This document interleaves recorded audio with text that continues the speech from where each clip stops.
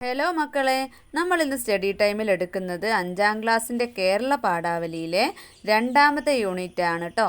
ഒപ്പം ചിരിക്കാം, ഓർത്തു ചിരിക്കാം. അതിലുള്ള വായുവില്ലാത്ത ലോകം എന്ന പാഠഭാഗമാണ് എടുക്കുന്നത്. അപ്പോൾ അത് നമുക്ക് ഇതൊന്ന് വായിച്ചു നോക്കാം. മഴക്കാലം. പുഴ നിറഞ്ഞൊഴുകുന്നു. പുഴ കടക്കാനായി കടവെത്തിയ തോമസ് കണ്ടത് ആരെയോ അടിക്കാൻ കുടക്കാൽ ഓങ്ങി പരിഭ്രമിച്ചു നിൽക്കുന്ന ശങ്കുണ്ണിയേട്ടനെയാണ്. കുടയുടെ ശീലയും കമ്പികളുമെല്ലാം താഴെ കിടപ്പുണ്ട്. കാര്യമന്വേഷിച്ച് തോമസിനോട് ശങ്കുണ്ണിയേട്ടൻ പറഞ്ഞു, ദാ അക്കരക്ക് നോക്ക്, അവിടെ ഒരു നായ ഉറക്കെ കരയുന്നത് കണ്ടില്ലേ? കഷ്ടകാലത്തിന് പുഴ ഇപ്പോൾ വറ്റിപ്പോവുകയും നായ ചങ്ങല പൊട്ടിക്കുകയും ചെയ്താൽ കടി കിട്ടുമെന്ന് ഉറപ്പാ. ഒരു മുൻകരുതലാവാമെന്ന് തോന്നി. തോമസിന് ചിരിയടക്കാനായില്ല. ഈ കഥ എന്തെല്ലാം കാര്യങ്ങൾ പറഞ്ഞു തരുന്നുണ്ട്. കെട്ടിയിടപ്പെട്ട നായ. മഴക്കാലത്ത് നിറഞ്ഞൊഴുകുന്ന പുഴ കടന്ന് ഇക്കരയ്ക്ക് വരാൻ ഒരു സാധ്യതയുമില്ല. മഴക്കാലത്ത് പുഴ വറ്റിപ്പോകുമോ എന്നുള്ള ചിന്ത തന്നെ വിഡ്ഢിത്തമാണ്. നനയാതിരിക്കാൻ ഉപയോഗിക്കേണ്ട കുടയും നശിപ്പിച്ച് ഒരിക്കലും പുഴ കടന്നു വരാൻ സാധ്യതയില്ലാത്ത പട്ടിയെ അടിക്കാനായി കുടക്കമ്പിയുമായി നിൽക്കുന്ന ശങ്കരേട്ടൻ്റെ മണ്ടത്തരം എല്ലാവരിലും ചിരിയുണർത്തുന്നതാണ്. അനാവശ്യമായ ഭയം, ആലോചനയില്ലാത്ത പ്രവൃത്തി, അല്ലേ? അതിബുദ്ധിയാണെന്ന് സ്വയം ചിന്തിച്ച് മണ്ടത്തരം ചെയ്യുകയാണ് ഇവിടെ ശങ്കരേട്ടൻ. അതുപോലുള്ള വ്യക്തികളെ കളിയാക്കുകയാണ് ഈ കഥയിൽ. ഈ കഥ വായിക്കുമ്പോൾ നമുക്ക് ഒരേ സമയം ചിരിയും വരുന്നുണ്ട്, എന്നാൽ ചിന്തിക്കുകയും ചിരിപ്പിക്കുകയും ചെയ്യുന്ന ഒരു കഥയാണ്, അല്ലേ? കഥയിൽ മാത്രമല്ല ഇങ്ങനെ ഹാസ്യം കൊണ്ടുവരാൻ പറ്റുക, കവിതയിലും ഹാസ്യം കൊണ്ടുവരാൻ പറ്റും. ഹാസ്യ സാമ്രാട്ടായ കുഞ്ചൻ നമ്പ്യാർ ധാരാളം ഹാസ്യ കവിതകൾ, അല്ലേ, തുള്ളൽ കവിതകൾ രചിച്ചിട്ടുണ്ട്. തുള്ളൽ കൃതികൾ എന്ന പേരിലാണ് അവ. അത്തരം ഒരു കവിതയാണ് നമുക്ക് ഇനി പഠിക്കാനുള്ളത് കേട്ടോ. അപ്പോൾ കുഞ്ചൻ നമ്പ്യാരുടെ തുള്ളൽ പാട്ടുകൾ നമ്മളെ ഏറെ ചിരിപ്പിച്ചിട്ടുണ്ട്. അദ്ദേഹത്തിൻ്റെ ഒരു തുള്ളൽ പാട്ട് പാടി നോക്കാം. വായുവില്ലാത്ത ലോകം. ഇത് കുഞ്ചൻ നമ്പ്യാരുടെ ധ്രുവചരിതം ശീതങ്കൻ തുള്ളലിൽ നിന്ന് എടുത്തിട്ടുള്ളതാണ്. അപ്പം നമുക്ക് നോക്കാം. മാരുത സഞ്ചാരമെല്ലാം അടങ്ങുക, കാരണം ദാരുണമായ ദശാന്തരേ. കൊത്തിച്ചമച്ച മരപ്പാവകൾ പോലെ മർത്യാജനങ്ങൾ കിളക്കമില്ലാതെയായി. ഉണ്ടിരിക്കുന്നവൻ വായും തുറന്നങ്ങു മിണ്ടാതിരുന്നാനൊരുളയും കൈക്കൊണ്ടു, കണ്ടിരിക്കുന്നവൻ കണ്ണും തുറന്നങ്ങു തണ്ടികപ്പാവയെ പോലിരുന്നിടുന്നു. മുണ്ടുടുക്കുന്നവൻ 2 കരം കൊണ്ടു മുണ്ടും ഞൊറിഞ്ഞു പീഡിച്ചു നിന്നിടുന്നു. തണ്ടെടുത്തും കൊണ്ടു മണ്ടുന്നവനൊരു കുണ്ടിൽ മറിഞ്ഞു കിടന്നാൻ തടി പോലെ. മുങ്ങിക്കിടക്കുന്നു വെള്ളത്തിലും ചിലർ, പൊങ്ങുന്നതിൻ മുമ്പു വായു ശമിക്കയാൽ. എണ്ണ തേക്കുന്നവരപ്പാടിരിക്കുന്നു, കണ്ണെഴുതുന്നവരങ്ങനെ പാർക്കുന്നു. കഞ്ഞി കോരിക്കുടിപ്പാൻ തുടങ്ങുന്നവൻ മുഞ്ഞയും താഴ്ത്തിട്ടനങ്ങാതിരിക്കുന്നു. പാട്ടുപാടുന്നവർ കയ്യും ചെവിക്കൽ വച്ചൊട്ടുവായും പിളർന്നങ്ങനെ നിൽക്കുന്നു. മദ്ദളം കൊട്ടുന്ന വിദ്വാൻ കഴുത്തിലാ മദ്ദളമിട്ടുകൊണ്ടങ്ങനെ നിൽക്കുന്നു. പറ്റു വിളിക്കും കുഴൽക്കാരനെന്നേരം തെറ്റെന്നു കാലും കവച്ചു നിന്നിടുന്നു. ഇത്രയും വിസ്മയം സർവ്വജനങ്ങളും ചിത്രമെഴുതിയ പോലെ കാണായി വന്നു. ഇനി നമുക്ക് കവിതയിൽ എന്താണ് പറഞ്ഞിട്ടുള്ളതെന്ന് നോക്കാം. സാധാരണ സംഭവങ്ങൾക്കപ്പുറം എന്ത് എന്ന ചോദ്യം വായനക്കാരിൽ ഒട്ടേറെ ചിന്തകൾ സൃഷ്ടിക്കും. കാര്യങ്ങൾ ഇപ്പോൾ നടക്കുന്നതിന് വിപരീതമായി നടന്നാൽ എന്ത് സംഭവിക്കും? ഈ ചോദ്യം ഒരേ സമയം വായനക്കാരിലും കേൾവിക്കാരിലും കൗതുകവും ആകാംക്ഷയും ഉണ്ടാകും. വായുവില്ലാത്ത ലോകം എന്ന തുള്ളൽ ഭാഗത്തിൽ കുഞ്ചൻ നമ്പ്യാർ ഇതേ ചോദ്യമാണ് നർമ്മരൂപേണ നമ്മോട് ചോദിക്കുന്നത്. വായുവില്ലാതെ ആകുമ്പോഴാണ് നാം വായുവിൻ്റെ വില അറിയുക. കണ്ണില്ലാതെ ആകുമ്പോൾ കണ്ണിൻ്റെ വില അറിയുമെന്ന് പറയുന്നത് പോലെ വായുവില്ലാത്ത ലോകത്തെ നമ്പ്യാർ ഭാവനാ ചിത്രമാക്കി ഇതിൽ വികസിപ്പിക്കുന്നു. കവി വാക്കുകൊണ്ട് വരച്ച ഈ ചിത്രം നമുക്ക് ചുറ്റുമുള്ള വായുവിൻ്റെ പ്രാധാന്യത്തെക്കുറിച്ച് ചിന്തിക്കാൻ പ്രേരണ നൽകുന്നു. വെള്ളമില്ലാതെ ആയാലും ഭക്ഷണമില്ലാതെ ആയാലും എന്ത് സംഭവിക്കുമെന്ന് നമുക്കറിയാമല്ലോ. അതിലേറെ കഷ്ടമായിരിക്കും വായുവില്ലാതെ ആയാൽ സംഭവിക്കുക.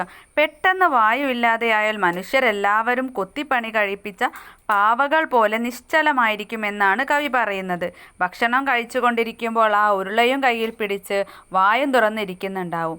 അത് കണ്ടിരിക്കുന്നയാൾ കണ്ണും തുറന്ന് അനക്കമില്ലാതെ പാവയെ പോലെ നിൽക്കുന്നുണ്ടാകും. ഇനിയോ മുണ്ടെടുത്തുകൊണ്ടിരിക്കുന്ന അയാൾ 2 കൈ കൊണ്ടും മുണ്ടിൻ്റെ കര ഞൊറിഞ്ഞത് പിടിച്ച് നിൽക്കുന്നുണ്ടാകും. വടിയെടുത്ത് ഓടിപ്പോയാൽ കുഴിയിൽ വീണ മരത്തടി പോലെ നിൽക്കുന്നുണ്ടാവും അല്ലേ, അവിടെ കിടക്കുന്നുണ്ടാവും. വെള്ളത്തിൽ മുങ്ങിക്കിടക്കുന്നവർ മുങ്ങിയും മുകളിലേക്ക് പൊങ്ങി വന്നവൻ പൊങ്ങിയും കിടക്കുന്നുണ്ടാവും. പിന്നെയോ എണ്ണ തേക്കുന്നവരും കണ്ണെഴുതുന്നവരും എല്ലാം അതുപോലെ തന്നെ. പിന്നെ കഞ്ഞി കുടിക്കാൻ തുടങ്ങിയാൽ തവി താഴ്ത്തി അനങ്ങാനാവാതെ ഇരിക്കും. പാട്ട് പാടുന്നവരോ ഒരു കൈ ചെവിയിലും വെച്ച് വാ തുറന്നിരിക്കും. പിന്നെ മദ്ദളം കൊട്ടുന്നയാൾ ആ മദ്ദളം കഴുത്തിലിട്ട് ചലിക്കാൻ കഴിയാതെ നിൽക്കും. ഇങ്ങനെ വായുവില്ലാതെ ആയാൽ എല്ലാ ജനങ്ങളും ഒരു കടലാസിൽ വരച്ച ചിത്രം പോലെ ആയിരിക്കുമെന്നാണ് കവി പറയുന്നത്. ചുരുക്കത്തിൽ മരണം പോലെ നിശ്ചലം എന്നർത്ഥം. ഈ ചിത്രങ്ങളൊക്കെയും മനുഷ്യരിൽ ദുഃഖമാണ് ഉണ്ടാക്കുക. എങ്കിലും നമ്പ്യാർ അത് നർമ്മബോധത്തോടെ അവതരിപ്പിച്ചിരിക്കുന്നു. കഷ്ടകാലത്തിൽ നിന്നും ചിരി ഉണ്ടാക്കുന്ന ഈ സന്ദർഭം നമ്പ്യാരുടെ പ്രതിഭയ്ക്ക് വലിയ ഉദാഹരണമായി മാറുന്നു. ഏത് വിഷമാവസ്ഥകളെയും നർമ്മബോധത്തോടെ തരണം ചെയ്യാനുള്ള പ്രേരണ ഈ കവിത നമുക്ക് നൽകുന്നു. ഒന്നാമത്തെ ചോദ്യം, ഈണം കണ്ടെത്തി ചൊല്ലാം. കവിതയ്ക്ക് യോജിച്ച ഈണം നൽകി ഗ്രൂപ്പുകളായി ഉറക്കെ ചൊല്ലൂ. ചൊല്ലുമ്പോൾ എല്ലാവരും ചേർന്ന് താളം പിടിക്കുമല്ലോ. ഈ കവിതാഭാഗം തുള്ളൽ രീതിയിൽ ചൊല്ലാൻ ശ്രമിക്കൂ. അപ്പോൾ നിങ്ങളിത് ക്ലാസ്സിൽ ചെയ്യേണ്ട വർക്കാണ്. അടുത്തത്, ഒരൊറ്റ നിമിഷം. ഒരു ദിവസം അപ്രതീക്ഷിതമായി ഭൂമിയിൽ വായു സഞ്ചാരം നിലച്ചു. വായു നിന്നതോടെ ജനങ്ങളെല്ലാം മരപ്പാവകളെ പോലെ നിശ്ചലമായി തീർന്നു. ഇതിൻ്റെ ധാരാളം കാഴ്ചകൾ കവിതയിലുണ്ടല്ലോ. എന്തെല്ലാമാണവ? ഭക്ഷണം കഴിച്ചുകൊണ്ടിരിക്കുന്നയാൾ ആ ഉരുളയും കയ്യിൽ പിടിച്ച് വായും തുറന്നിരിക്കുന്നു. അത് കണ്ടിരിക്കുന്നയാൾ കണ്ണും തുറന്ന് അനക്കമില്ലാത്ത പാവയെപ്പോലെ നിൽക്കുന്നു. മുണ്ടുടുത്തുകൊണ്ടിരിക്കുന്നയാൾ രണ്ട് കൈയും കൊണ്ട് മുണ്ടിൻ്റെ കര ഞൊറിഞ്ഞത് പിടിച്ചു നിൽക്കുന്നു. വടിയെടുത്ത് ഓടിപ്പോയയാൾ കുഴിയിൽ വീണ മരത്തടി പോലെ അവിടെ കിടക്കുന്നു. വെള്ളത്തിൽ മുങ്ങിക്കിടക്കുന്നവർ മുങ്ങിയും മുകളിലേക്ക് പൊങ്ങി വന്നവർ പൊങ്ങിയും കിടക്കുന്നു.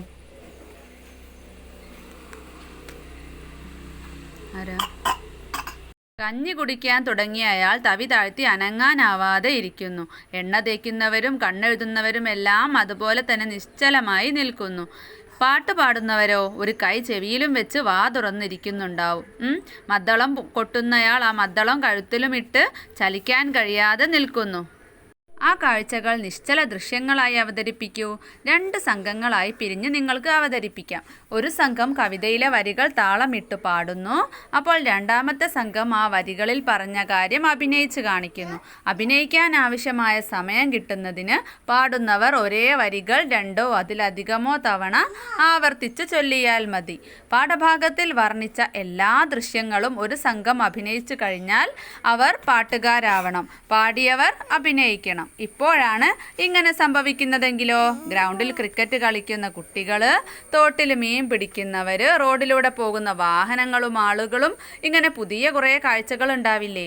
ഒരു സംഘം ഒരു ദൃശ്യം അഭിനയിക്കുക, രണ്ടാം സംഘം അതെന്താണെന്ന് പറയുക. അപ്പോൾ ഇതൊക്കെ നിങ്ങൾ ക്ലാസ്സിൽ കുട്ടികളുമായിട്ട് ചെയ്ത് നോക്കുക കേട്ടോ. അടുത്തത്, അക്ഷരക്കിലുക്കം. ഉണ്ടിരിക്കുന്നവൻ വായും തുറന്നങ്ങും മിണ്ടാതിരുന്നാനൊരു ഉളയും കൈക്കൊണ്ടു കണ്ടിരിക്കുന്നവൻ കണ്ണും തുറന്നൊരു തണ്ടികപ്പാവയെ പോലിരുന്നിടുന്നു. അടിവരയിട്ട പദങ്ങളുടെ പ്രത്യേകത എന്താണ്? പാഠഭാഗത്തിൽ ഇതേ പ്രത്യേകതയുള്ള അക്ഷരങ്ങൾ ആവർത്തിച്ച് വരുന്ന മറ്റ് വരികൾ കണ്ടെത്തി നോട്ട് പുസ്തകത്തിൽ എഴുതൂ. ഈ വരികളിലെല്ലാം രണ്ടാമത്തെ അക്ഷരം, അതായത് ണ്ട, ആവർത്തിച്ച് ഒരുപോലെ വരുന്നു. ഇതിനെ ദ്വിതീയാക്ഷര പ്രാസം എന്നാണ് പറയുക. അതായത് രണ്ടാമത്തെ അക്ഷരം ആവർത്തിച്ച് വരുന്നു. ചൊല്ലി കേൾക്കുമ്പോൾ അനായാസ ഭംഗി കൈവരുന്നുണ്ട്. ഇതുപോലെയുള്ള മറ്റ് വരികളാണ്: മുണ്ടുടുക്കുന്നവൻ രണ്ടു കരം കൊണ്ടു മുണ്ടും ചൊറിഞ്ഞു പിടിച്ചു നിന്നിടുന്നു.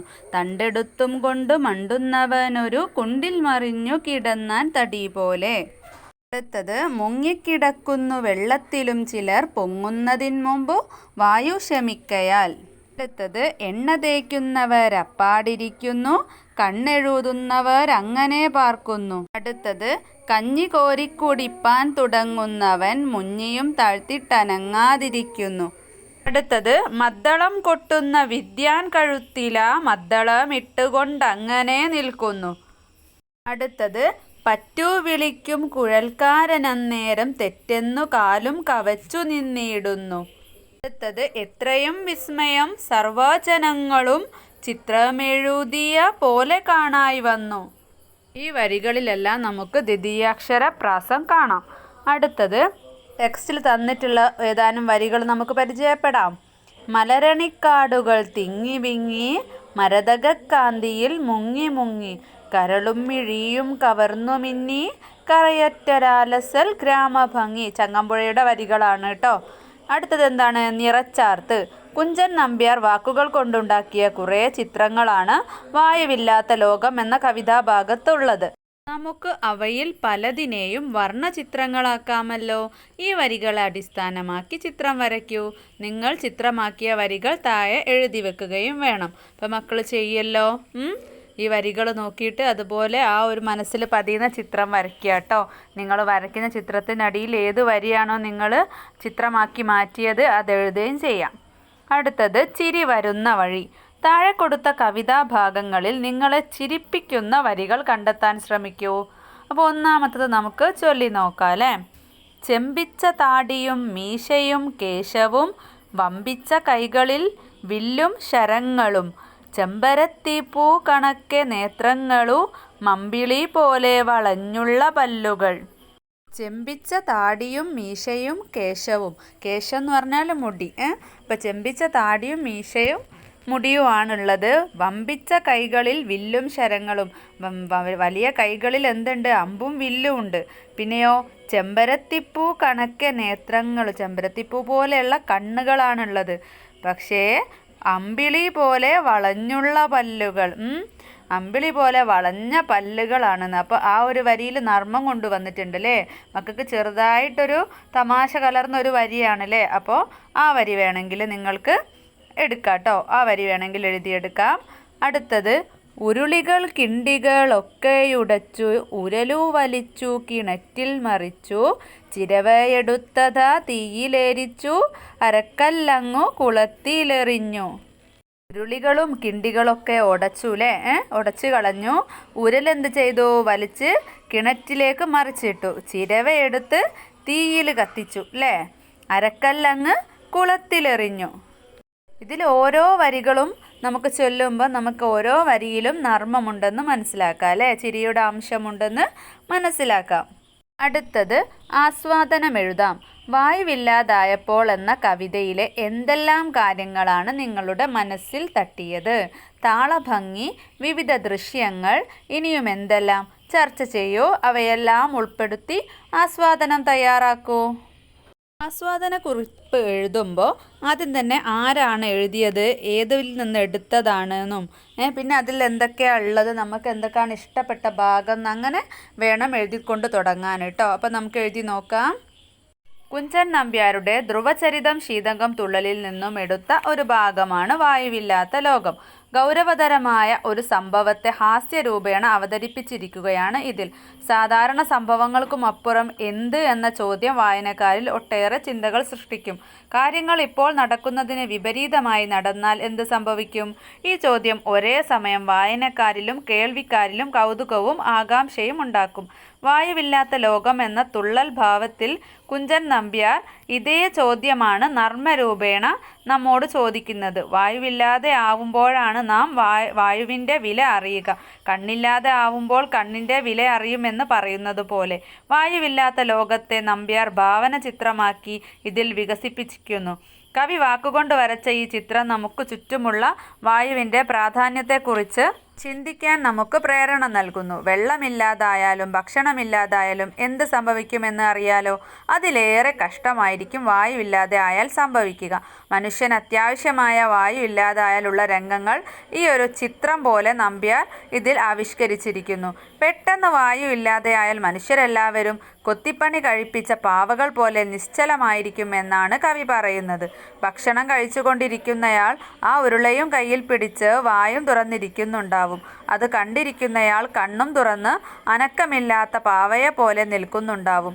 മുണ്ട് ഉടുത്തുകൊണ്ടിരിക്കുന്നയാൾ രണ്ട് കൈകൊണ്ടും മുണ്ടിൻ്റെ കര ഞൊറിഞ്ഞത് പിടിച്ചു നിൽക്കുന്നുണ്ടാകും. വടിയെടുത്ത് ഓടിപ്പോയയാൾ കുഴിയിൽ വീണ മരത്തടി പോലെ അവിടെ കിടക്കുന്നുണ്ടായിരിക്കും. വെള്ളത്തിൽ മുങ്ങിക്കിടക്കുന്നവർ മുങ്ങിയും മുകളിലേക്ക് പൊങ്ങി വന്നവർ പൊങ്ങിയും കിടക്കുന്നുണ്ടായിരിക്കും. എണ്ണ തേക്കുന്നവരും കണ്ണെഴുതുന്നവരും എല്ലാം അതുപോലെ തന്നെ നിശ്ചലമായി നിൽക്കും. കഞ്ഞി കുടിക്കാൻ തുടങ്ങിയ അയാൾ തവി താഴ്ത്തി അനങ്ങാനാവാതെ ഇരിക്കും. പാട്ടുപാടുന്നവരോ ഒരു കൈ ചെവിയിലും വെച്ച് വാ തുറന്നിരിക്കുന്നുണ്ടാകും. മദ്ദളം കൊട്ടുന്നയാൾ ആ മദ്ദളം കഴുത്തിലും ഇട്ട് ചലിക്കാൻ കഴിയാതെ നിൽക്കും. ഇങ്ങനെ വായു ഇല്ലാതെ ആയാൽ എല്ലാ ജനങ്ങളും ഒരു കടലാസിൽ വരച്ച ചിത്രം പോലെ ആയിരിക്കുമെന്നാണ് കുഞ്ചൻ നമ്പ്യാർ പറയുന്നത്. ചുരുക്കത്തിൽ മരണം പോലെ നിശ്ചലം എന്നർത്ഥം. ഈ ചിത്രങ്ങളൊക്കെയും മനുഷ്യരിൽ ദുഃഖമാണ് ഉണ്ടാക്കുക. എങ്കിലും നമ്പ്യാർ അത് നർമ്മബോധത്തോടെ ആവിഷ്കരിച്ചു എന്ന് മാത്രം. കഷ്ടകാലത്തിൽ നിന്നും ചിരിയുണ്ടാക്കുന്ന ഈ സന്ദർഭം നമ്പ്യാരുടെ പ്രതിഭയ്ക്ക് വലിയ ഉദാഹരണമായി മാറുന്നു. ഏത് വിഷമാവസ്ഥകളെയും നർമ്മബോധത്തോടെ തരണം ചെയ്യാനുള്ള പ്രേരണ ഈ കവിത നമുക്ക് നൽകുന്നു. എനിക്ക് ഇതിലേറെ ഇഷ്ടമായ വരികൾ ഉണ്ടിരിക്കുന്നവർ വായും തുറന്നങ്ങു മിണ്ടാതിരുന്നാനുരുളയും കൈക്കൊണ്ടു എന്നതാണ്. ഭക്ഷണം കഴിച്ചുകൊണ്ടിരിക്കെ വായ തുറന്ന് പാവ പോലെ നിൽക്കുന്ന ചിത്രം എനിക്ക് അധികം ചിരി നൽകിയതുകൊണ്ടാണ് ഈ വരികൾ ഇഷ്ടമായത്. അടുത്തത് കടങ്കഥകളുടെ ലോകം. വായുവില്ലാതായപ്പോൾ എന്ന കവിതയിൽ അക്ഷരങ്ങളുടെ ആവർത്തന ഭംഗി നിങ്ങൾ കണ്ടുവല്ലോ. താഴെ കൊടുത്ത കടങ്കഥകളിലും ഈ പ്രത്യേകതകൾ കാണുന്നുണ്ടോ? പറയൂ. കണ്ടം കണ്ടം കണ്ടിക്കും തുണ്ടം പോലും നിന്നില്ല. പിന്നെയോ, ഇലയില്ലാത്തൊരു പൂവില്ലാത്തൊരു കായില്ലാത്തൊരു കരിവള്ളി. ഇവിടെ ആദ്യത്തെ കടങ്കഥയിൽ ണ്ട എന്നുള്ള അക്ഷരം ആവർത്തിച്ച് വരുന്നുണ്ട് അല്ലേ. രണ്ടാമത്തേതിൽ ഇല്ല ഇല്ല എന്നുള്ളത് ആവർത്തിച്ച് വരുന്നുണ്ട്. അപ്പോൾ കവിതയിലെ പോലെ തന്നെ കടങ്കഥകൾക്കും അക്ഷരങ്ങൾ ആവർത്തിച്ച് വരുമ്പോൾ ഭംഗി കൊടുക്കുന്നുണ്ട് അല്ലേ. ഇനി ചിത്രത്തിലെ കടങ്കഥകൾ കണ്ടെത്തൂ. ആകാശത്തെക്കുറിച്ചുള്ള കടങ്കഥകളാണ്. എൻ്റെ പായ മടക്കിയിട്ടും മടക്കിയിട്ടും തീരുന്നില്ല, കെട്ടാത്ത തുണിയില്ലാത്ത മേൽക്കൂര ഏത്, അടിക്കാത്ത മുറ്റമേത്, എൻ്റെ പുരയിലിരുന്നാൽ വെയിലും കൊള്ളും മഴയും കൊള്ളും, അച്ഛൻ ഒരു സാരി തന്നു, ഉടുത്തിട്ടും ഉടുത്തിട്ടും തീരുന്നില്ല, കിടക്കുമ്പോൾ നെഞ്ചിനു മീതെ, നടക്കുമ്പോൾ തലയ്ക്കു മീതെ, കറുത്തിട്ടും കാണാം വെളുത്തിട്ടും കാണാം, പുള്ളിക്കുപ്പായം ഇട്ടിട്ടും കാണാം, തലയ്ക്കു മീതെ നീല നിറത്തിൽ വമ്പൻ കുടയൊന്നുണ്ടല്ലോ, അതിൻ്റെ പേര് പറയാമോ? പിന്നെ എങ്ങു തിരിഞ്ഞാലും കാലില്ല പന്തൽ. ഇതെല്ലാം ആകാശത്തിനുള്ള കടങ്കഥകളാണ് കേട്ടോ. അടുത്തത് നക്ഷത്രം. ആന കേറാമല ആടു കേറാമല ആയിരം കാന്താരി പൂത്തിറങ്ങി. പിന്നെ അടിച്ചു വാരിയ മുറ്റത്ത് വാരിയെറിഞ്ഞ മണൽത്തരികൾ. പിന്നെ 1000 കുറിയരി അതിലൊരു നെടിയരി. അതിൽ നക്ഷത്രങ്ങളും ചന്ദ്രനും കൂടെ ഉണ്ട് കേട്ടോ. ഇനി ചന്ദ്രൻ്റെ നോക്കാം. ഒരു പൂൾ കൊട്ടത്തേങ്ങ, ഇന്നാൽ കണ്ടൊരു തേങ്ങാപ്പൂൾ, ഇന്നേക്കൊരു വട്ടക്കണ്ണാടിയായി, കിണ്ണം നല്ലൊരു വെള്ളിക്കിണ്ണം, കിണ്ണം നിറയെ പാൽക്കഞ്ഞി, അരമുറിപ്പുട്ടിന് 1000 തേങ്ങ, ആരും മറക്കാത്ത പപ്പടം കണ്ടോ, ചട്ടിയിലൊതുങ്ങാത്ത പപ്പടം കണ്ടോ, മച്ചിലിരിക്കുന്ന പപ്പടം കണ്ടോ, പപ്പടം ഏതെന്ന് ചൊല്ലുവിൻ വേഗം, 1000 പറ അവിൽ, ഒരു പൂൾ കൊട്ടത്തേങ്ങ. പിന്നെ കാട്ടിലൊരു കൊച്ചരിവാൾ, വെള്ളമില്ലാ കടലിൽ ആളില്ലാ തോണി, വലിയ പറമ്പിൽ ചെറിയ വെള്ളിത്തളിക, കരയില്ലാ കടലിലെ കൊച്ചു തോണി, തുഴയില്ലാതോടുന്ന കൊച്ചു തോണി. അപ്പോൾ ഇത്രയും പ്രവർത്തനങ്ങളാണ് വായുവില്ലാത്ത ലോകം എന്ന ഈ പാഠഭാഗത്തുള്ളത്. അപ്പോൾ മക്കൾക്ക് നല്ലോണം മനസ്സിലായിട്ടുണ്ടെങ്കിൽ ലൈക്ക് ചെയ്യാനും ഷെയർ ചെയ്യാനും സബ്സ്ക്രൈബ് ചെയ്യാനും മറക്കരുത്. പിന്നെ പ്ലേലിസ്റ്റ് ചെക്ക് ചെയ്ത് നോക്കുക. ഈ ക്ലാസ്സിൽ വേറെ സബ്ജക്റ്റ് ആയാലും വേറെ ക്ലാസ്സിലെ സബ്ജക്റ്റുകളും വേണമെങ്കിൽ പ്ലേലിസ്റ്റ് ചെക്ക് ചെയ്തിട്ട് ഏതാ വേണ്ടതെന്ന് നോക്കുക കേട്ടോ. അപ്പോൾ അടുത്ത ക്ലാസ്സിൽ കാണാം.